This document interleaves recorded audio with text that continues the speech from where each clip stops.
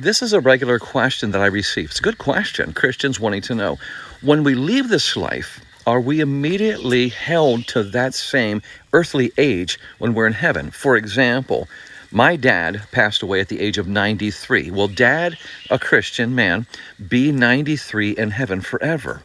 Or whenever I was in elementary school, a young Christian girl by the name of Lynette passed away from leukemia.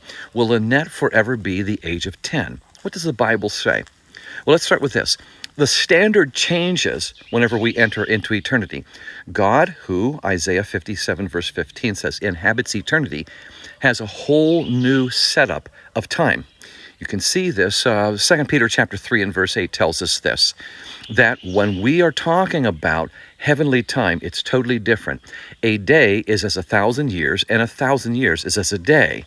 So things change as far as our measurement standard, because this is the forever God, the God of time. Psalm 90 and verse 2, from everlasting to everlasting, you are God. 1,000 years in your presence, Lord, is as a passing of the night. So the standard's different. Heavenly time is definitely going to be different from earthly time. When we get into heaven, we should probably say that in what condition will we be, rather than in what measurement of hours, days, years, decades would be. And we can see this when we take a look at this.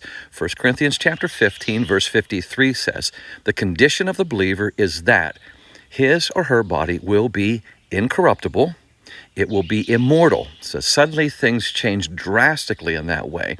And we can also look at 1 John chapter 3, verse 2.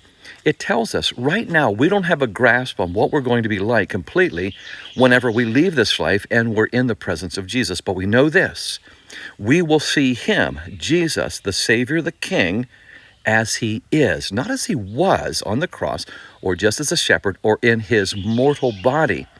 We're going to see him as he is in his glorified state, and ready for this, and we shall be like him.